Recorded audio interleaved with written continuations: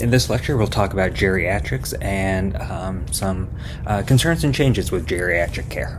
Our older population, our geriatric population in the U.S. is growing in size, estimated to be around 70 million in just a few years by 2030. And as much as we'd like to deny it, increasing age does mean decreasing health. And that decreasing health is just part of the aging process. But this process really goes along different rates and different manners in everybody. So all of our organ systems are going to be affected at some point, and our function will decline. Our overall function will decline as we age. To highlight a few systems, the respiratory system is going to go through some big changes. As our lung tissue ages, our respiratory function goes down.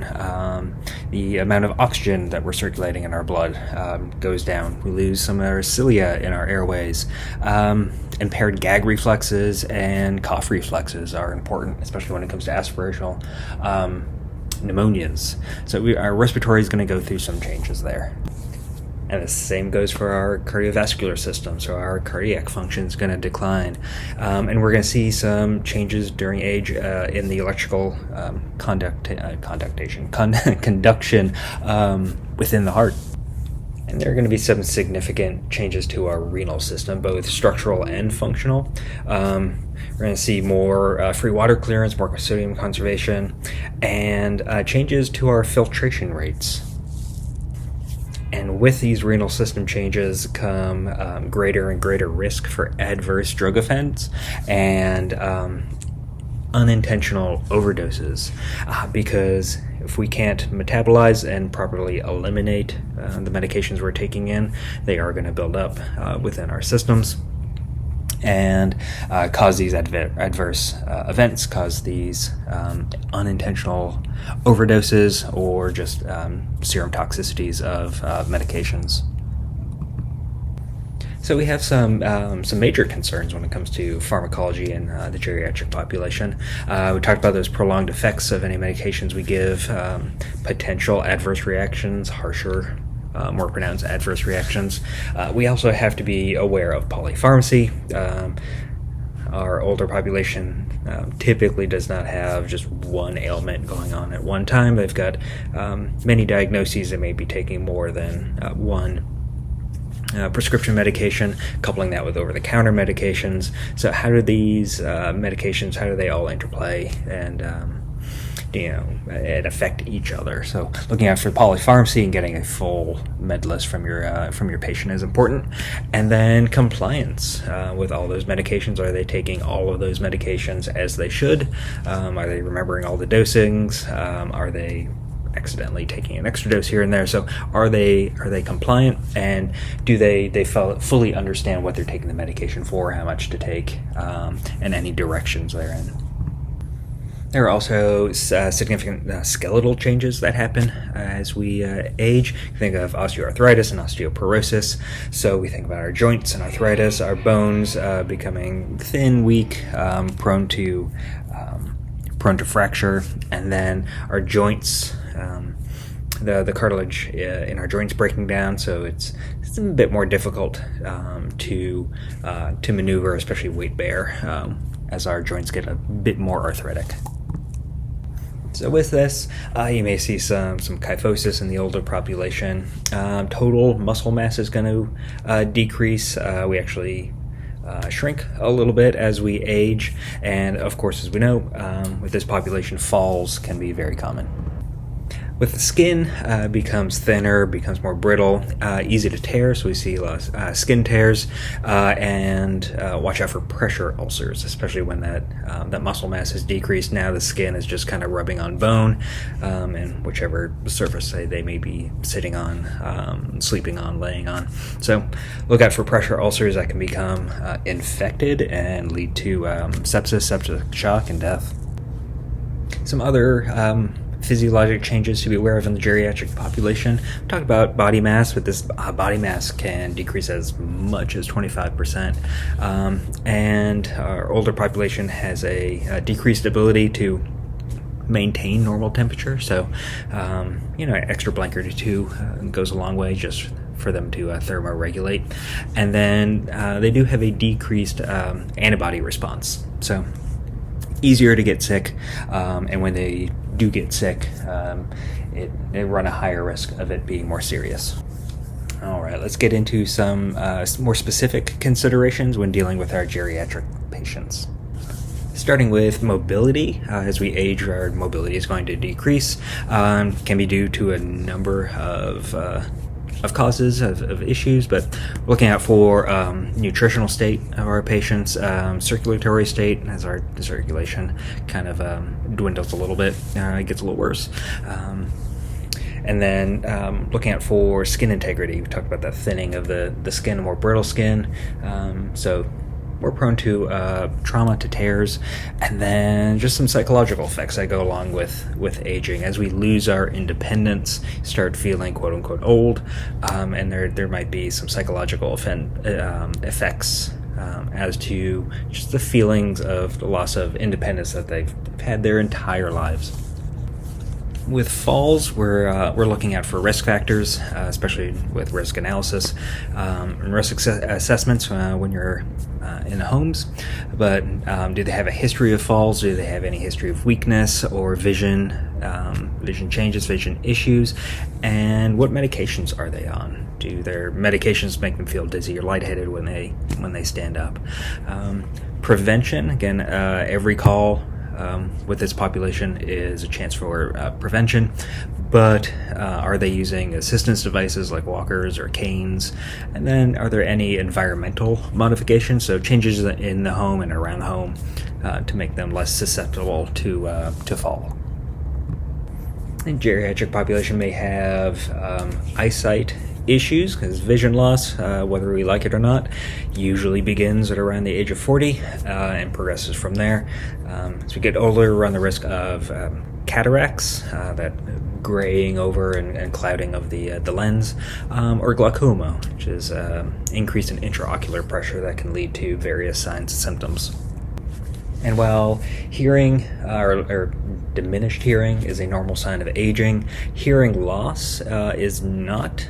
So not every geriatric patient is going to have hearing loss, so please don't go into every geriatric home screaming your questions. So not all have hearing loss, but if they do, it's going to impair the communication just a little bit. So you might have to adjust your communication a little bit, and remember that hearing aids will aid in their hearing, but it's not going to fix it. It's not going to restore their hearing to perfectly normal. And normal signs of aging, when it comes to speech, word retrieval becomes a little bit slower. There's decreased fluency that comes with aging. If they have a second or third language, as you age, tend to revert solely to your first language, your native language. There'll be a slowed rate of speech and some changes in voice quality. These are all normal signs of aging. Now armed with knowledge about all of those normal changes of aging, how does our assessment change with our geriatric patient?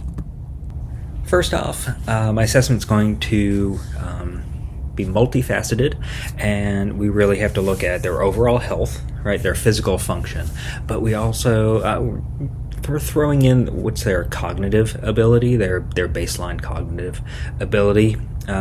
What's their social support look like? Family, friends, the people around them, the support around them. What does that look like and feel like? And then also paying attention to their mental health. We'll get into mental health here in a little bit, but it's much more than just their physical state or their physical ailment or their complaint right there at the door. It's much more about their environment as a whole. So to begin with, your assessment of geriatrics is not going to differ a whole lot. You're still going to assess your patient as you would anyone else. Patient is key here, but again, we're going to be focusing on living situations and social histories. What's their normal activity levels, and what's their nutrition like? What's there to getting that good that good medication list. How many medications are they on? Are they compliant? And then if they're in their home, or maybe some sort of independent living area, that environmental assessment, that home assessment. Is there anything in that home that is posing extra risk for this patient? And your assessment findings are often going to be somewhat vague. These patients have multiple disease processes going on at the same time. They're all working with and against each other, so they might have signs and symptoms coming from every direction. But absent classical symptoms of the ailment at hand, what they called you out for, perhaps. Chest pain is a classic example of that. Your 80-year-old is not going to present with classic textbook radiating chest pain, right? So classical symptoms kind of go out the door a little bit. They become more vague, your signs and symptoms. You have sensory alterations, so getting their baseline history is important, along with that polypharmacy, and what are their medications and how are they interacting with one another. So some helpful assessment methods for geriatrics. Speak slowly, especially like you do with everyone else. Speak respectfully, but speak slowly, clearly, and whenever possible, speak to the patient. They've already lost some, if not a lot, of independence, and speaking over them to family members is not going to help the situation whatsoever. So speaking directly to the patient rather than others around the patient. Speak face to face. It's easier to hear, to see, to communicate. If you're speaking just face to face, eye to eye, if there are any hearing aids or eyeglasses, please grab those, give them to the patient if they want them, if they need them. And it sounds silly, but turn on all the lights. Make it as bright as possible in there, so it's easy to see. So you're making yourself easily seen, you're making yourself easily heard, and you're speaking directly to the patient. And we've assessed our patient, and so let's get into some specific conditions to be aware of for our geriatric population, starting with pneumonia. Pneumonia in this population, usually bacterial. We also have to be aware of, on guard for aspiration pneumonia. So with difficulty swallowing, you can aspirate food or drinks or whatever, and kind of festers in the lungs, becomes pneumonia. Also remember, our geriatric population has this decreased immune response, more prone to infections. And if you're in a skilled nursing facility or some sort of other institutional environment, things like this spread very easily, very quickly, and pneumonia is the leading cause of death in the elderly. We'll also be aware of chronic diseases like COPD in this population. So COPD, chronic obstructive pulmonary diseases like bronchitis and emphysema, diminished respiratory function, and perhaps taking that social history, that medical history. A lot of these patients have grown up in a generation in which smoking cigarettes was very prevalent, so they may have a long history of cigarette smoking as led up to COPD. And geriatrics are at increased risk of PEs, so pulmonary embolisms, especially if they have a history of DVTs. And they run just higher risk because there's a bit more stasis, right? There's a bit more inactivity in this population. And higher degree of surgeries. You're more likely to get surgery at, let's say, 70 years old than you would at 20. So you just run a little bit higher risk for PEs. And with large changes to the cardiovascular system comes some cardiology concerns. Not only are the arteries changing, you've got decreased resistance, you've got reduced blood flow. So you run the risk of, or higher risk of, hypotension, especially postural hypotension, and got higher risk, higher prevalence of cardiac hypertrophies, ventricular hypertrophies, atrial enlargements. And we have a higher incidence of MIs in the elderly population. And mortality from MI doubles after the age of 70. on top of already higher complication rates, right? So with these vague symptoms, typical classic signs and symptoms are less and less likely. Be on the lookout for STEMIs, for MIs, and signs of cardiac damage.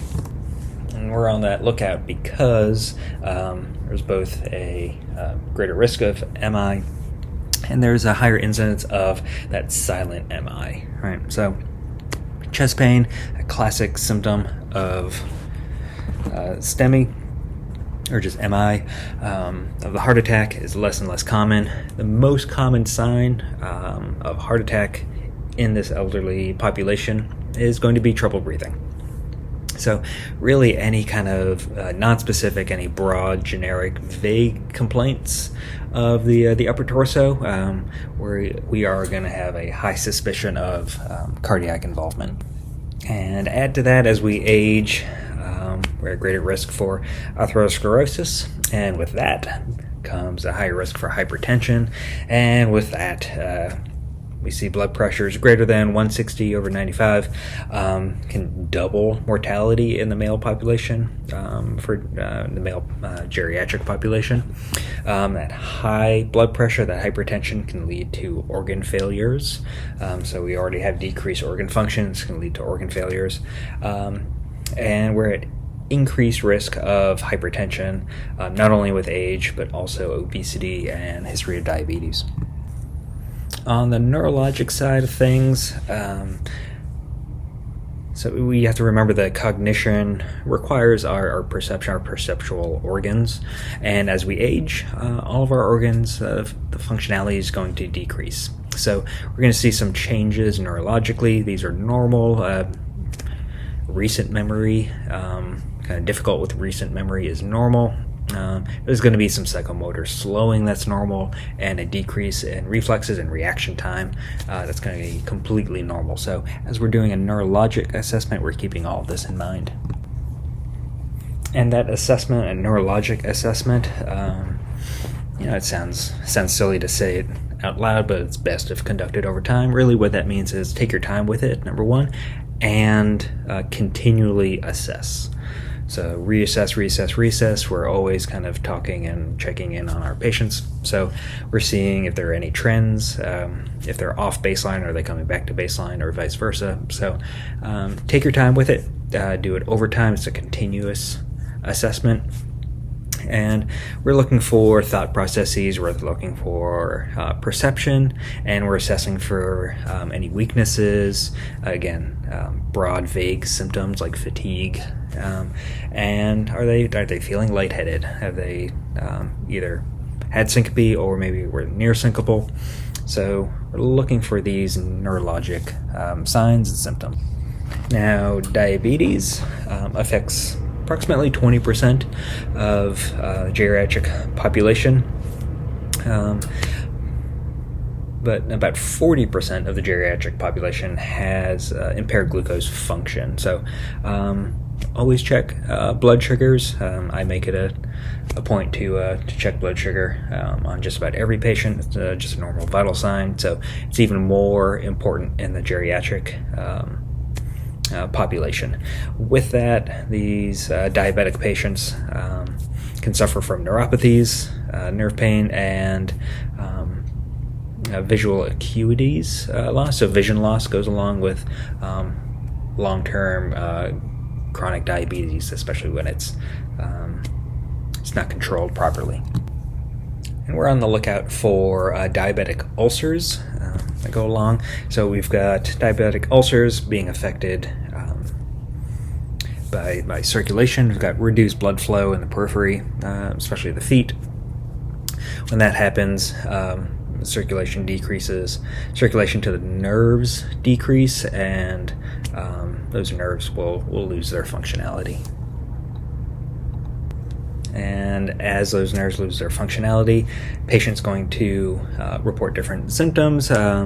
Could be painful, could be burning, could be sensitive to temperature, hot and cold. Look for balance. I mean, if you can't feel your feet, you can't quite put yourself steadily on your feet.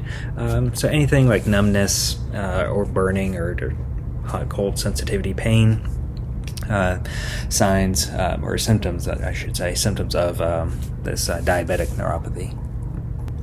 All right, let's move on to some neurologic disorders in our geriatric populations.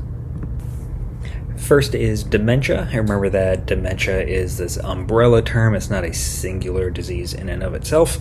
There are many diagnoses under the umbrella of dementia. And that dementia is not a normal part of aging. So dementia is not normal. We don't walk in assuming dementia on any elderly patient. And some info on dementia. About half of all nursing home patients have a form of dementia. So as you walk into a skilled nursing facility, be aware of that statistic. So as dementia progresses, one, it is irreversible, and as it does progress, the patient's going to be more and more dependent on others around them. And under this umbrella of dementia, we can find a number of things, from vascular dementia to Lewy body dementia to Alzheimer's disease and Huntington's and other forms. So just know that the word itself, dementia, is this umbrella term with a number of different diagnoses.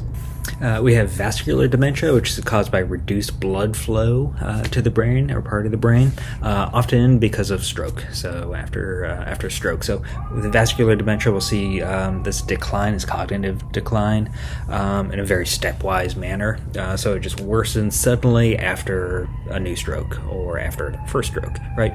So suddenly something big changes because of that reduced blood flow to the brain, and that's vascular dementia. And with vascular dementia, the symptoms are more with function, executive function, and speed of thought more than we think of memory. So think executive function and think speed of thought with vascular dementia and a sudden reduced blood flow to the brain. And then frontotemporal dementia, or FTD, is typically early onset dementia, and the most common cause of early onset dementia, so dementia under the age of 65. Here we've got changes with personality, language, behavior, and the memory is often unaffected with FTD, so it has to do more with behavior and personality. And then with Lewy body dementia, Lewy bodies are these abnormal deposits of protein and cause these fluctuations in alertness, attention. So finding their baseline is important. And then they can have frequent hallucinations, motor symptoms and tremors that are like Parkinson's. And again, memory loss may not be prominent with Lewy body dementia, especially early on. It's more with those changes in alertness, changes in attention, if they're complaining of or reporting any hallucinations, or you see those muscle tremors. Then we move to Alzheimer's disease, which is a progressive disease and the most common form of dementia. Even though dementia is not a normal sign of aging, not a natural consequence of aging. Those over the age of 85, half of those have some form of Alzheimer's, have developed some form of Alzheimer's. So what Alzheimer's is this decline in memory, changes in behavior, declines with social skills and thinking processes. And then the final neurologic disorder we'll talk about for our geriatric population to be aware of is that of Parkinson's disease. In Parkinson's disease, dopamine levels drop. 80% or more of our dopamine neurotransmitters are lost. And so this loss of dopamine creates an uncontrollable kind of stimuli for movement. So you see those tremors, you might get muscle rigidities and problems with gait and balance. All right, now let's move on to just some other considerations in our geriatric populations. And the big one here to talk about is that of mental health, especially depression and suicide. With our elderly in that, those over the age of 65 account for about 20%, or 1 in 5, of all suicide deaths in the U.S. And they're much more likely to commit suicide, to succeed in that suicidal attempt than are younger people. So these are long-term illnesses. We've got maybe poor prognoses of current conditions, current diagnoses. Think of depression that sets in after loss of independence. Maybe you're feeling like a burden to those around you, your family, your friends, right? And depression in the elderly is often overlooked and often missed. And then trauma in the elderly. So trauma is much more common. Higher risk for orthopedic injuries because of osteoporosis and just the higher incidence of falls, higher risk of falls. They're higher risk for burns because there's a natural decrease in reflexes and their reaction time. There's a decrease in their sensation overall, and even more so when paired with other disease processes like diabetes. And then the risk of head injury increases as the brain shrinks, or add that to an increase in risk of falls. And you've got these connective tissues that can rupture pretty easily in the cranium. And all of that onto these patients with other diagnoses, and they may be on anticoagulant medication as well. And always be mindful and cognizant of elder abuse. If you see signs of elder abuse, remember that we as paramedics are mandatory reporters. So whatever your protocol, your policy is for reporting that, be on the lookout for elder abuse. And if you do suspect it, please report it. If you are interested in digging deeper into geriatric care, the National Association of EMTs does offer a standalone certification course, GEMS, Geriatric Education for Emergency Medical Services. You can go to their website and look up any upcoming courses in your area. And as always, if you have any questions, please let us know.